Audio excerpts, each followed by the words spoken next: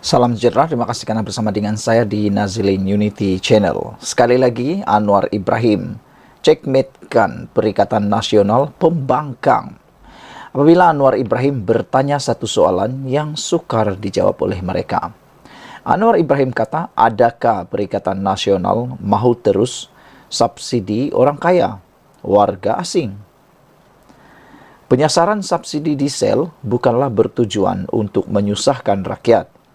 Sebaliknya ditujukan kepada golongan kaya dan warga asing yang telah lama menikmati subsidi daripada bahan bakar berkenaan, kata Perdana Menteri Datuk Seri Anwar Ibrahim. Anwar Ibrahim bertanya, kenapa Ketua Pembangkang Datuk Seri Hamzah Zainuddin sibuk pula menentang penyasaran subsidi? Dia nak pertahankan siapa, kata Anwar Ibrahim.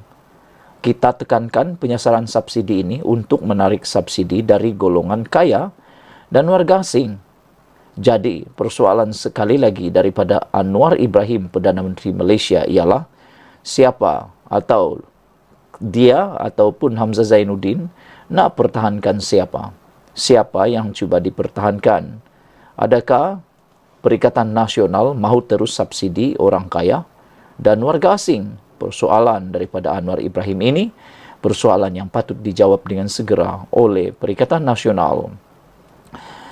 Kata Anwar Ibrahim lagi, diesel tidak digunakan majoriti rakyat dan bagi golongan terkait seperti pemandu teksi, peniaga kecil, nelayan. Semua diberi pengecualian dan bantuan untuk menampung kenaikan kos itu. Katanya membidas kenyataan Hamzah yang mengkritik penyasaran subsidi itu. Beliau berkata, syarikat-syarikat besar pula dipantau bagi membendung kenaikan harga barang dan perkhidmatan. Adakah Perikatan Nasional PN akan terus memberi subsidi kepada orang kaya dan warga asing jika mereka berkuasa? Jawab itu dulu, kata Anwar Ibrahim. Persoalan ini patut dihadam oleh semua orang dan difahami dengan mendalam daripada semua orang. Itulah yang akan menggusarkan rakyat, katanya kepada wartawan Malaysia kini pada sidang media bagi mengakhiri siri lawatan ke Jepun hari ini. Media baru-baru ini melaporkan Hamzah mendakwa pengumuman Anwar Ibrahim menimbulkan rasa kurang senang orang ramai serta gagal menyatakan secara tepat bila subsidi akan dihapuskan. Anwar berkata, secara prosedur, lazimnya Perdana Menteri akan mengumumkan dasar dan Menteri berkaitan akan memberikan butiran dan tindakan susulan. Kata Anwar Ibrahim, Hamzah Zainuddin pernah jadi menteri. Tapi kenapa pula dia tanya soalan seperti itu? Benda ini dilakukan sejak sebelum merdeka, kata Perdana Menteri. Jadi, adakah itu sekadar satu retorik atau sekadar bertanya tapi sudah tahu? Malu-malu bertanya tapi sebenarnya sudah tahu.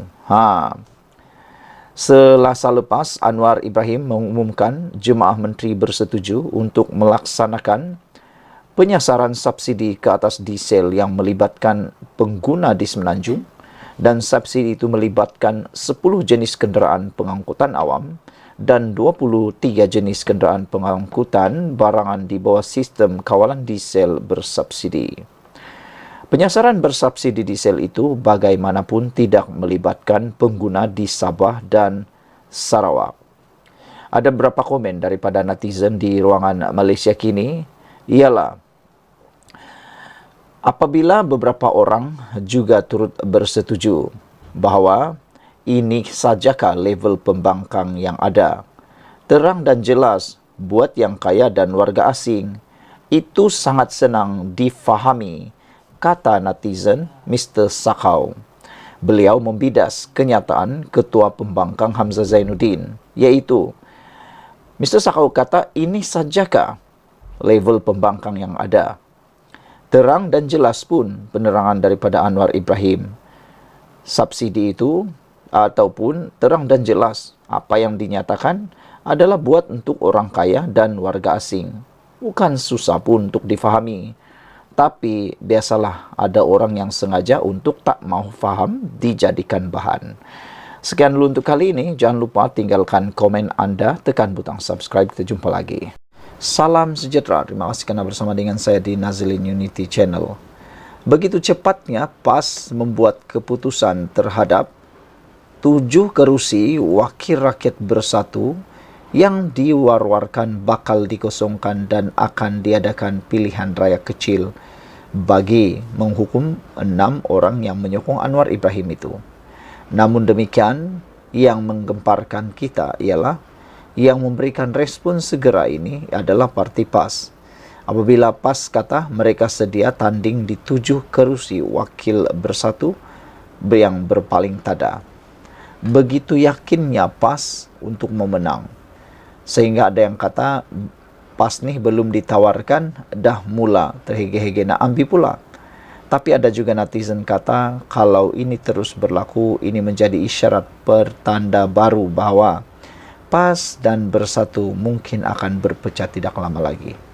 Bayangkan 7 kerusi yang mahu ditandingi, yang disedia ditandingi oleh PAS ini adalah milik sebenar-benarnya adalah Parti Bersatu.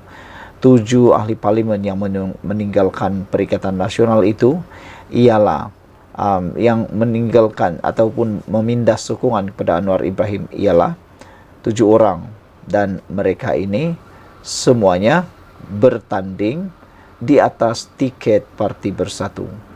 Jadi dengan kesediaan PAS mengatakan mereka sedia menandingi atau bertanding di 7 kerusi Wakil Bersatu yang berpaling tadah ini menjadi satu persoalan. Adakah Perikatan Nasional mampu bertahan lebih lama? Karena awal-awal lagi sudah mula dilihat oleh netizen, dapat dikesan bahawa PAS mula merebut kerusi Bersatu. Konflik mula berlaku. Perebutan kerusi mungkin tidak akan dapat dielak apabila PRU 16 akan datang diadakan. Jadi kata mereka, adakah Bersatu akan merajuk lalu meninggalkan Parti Perikatan Nasional atau memecat saja Parti PAS? PAS sedia bertanding di 6 kerusi parlimen dan 1 kerusi Dewan Undangan Negeri yang dijangka akan dikosongkan susulan tindakan Wakil Rakyat Bersatu yang mengisytiharkan sokongan kepada kerajaan pimpinan Perdana Menteri Anwar Ibrahim.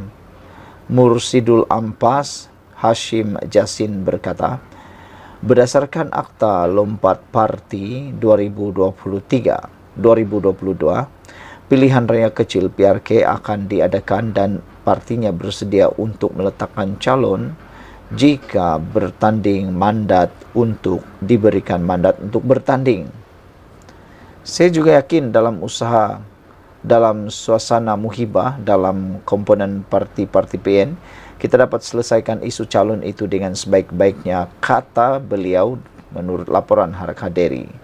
Tetapi ramai penganalisis politik tidak bersetuju dengan pendapat itu. Setakat ini 6 ahli parlimen dan seorang adun Bersatu telah menyatakan sokongan kepada kepimpinan Anwar. Mereka ialah Syed Abu Hussein, Muhammad Azizi, Hanafi Zakaria, Zulkafli Hanafi, Zahari Kecik, Iskandar Zulkarnain dan Suhaili Labuan. Manakala adun yang terbabit pula ialah Abdul Rashid Ashari, datang daripada Kerusi Dewan Undangan Negeri Selat Kelang. Susulan itu pada 2 Mac lalu, Bersatu memindah perlembagaan parti dalam usaha untuk menghalang wakil rakyatnya berpaling tadah pada masa hadapan. Sehubungan itu, Ketua Penerangan Bersatu Razali Idris berkata, keahlian 6 ahli parlimen dan seorang adun parti itu yang berpaling tadah telah tergugur dengan secara otomatik. Tegas Razali, mereka juga perlu mengosongkan kerusi kawasan masing-masing dan tidak mampu menunggu surat pemecatan. Mengulas lanjut, Hashim berkata PAS yakin peluang untuk PN menang lebih cerah sekiranya perlu menghadapi PRK. Pilihan raya ini sudah menjadi adat. Ada yang kalah dan ada yang menang. Kita juga sudah bersedia untuk kekuatan jentera kita jika berlaku PRK, kata beliau lagi. Berapa komen daripada netizen berkait dengan isu ini ialah Black Hawk kata, dah mula tunjuk tamak lebay PAS, lebay Hashim, mengapa Bersatu cuma layak tukang pacak bendera kata beliau. Black Panther kata no problem lah Tuan Lebay. Dengan berbesar hati kami mengusulkan satu pilihan rek kecil di kecil pusingan awal diadakan dalam PN. Siapa menang, siapa turun padang berentak dengan PH atau UMNO. Sudi kapas berkorban dan ganti Muhyiddin, kata Red Mouse. Maknanya mereka sanggupkah untuk berkorban atau bersatu sanggupkah berkorban? Sekian dulu kali ini. Jangan lupa tinggalkan komen Anda, tekan butang subscribe. Bye-bye.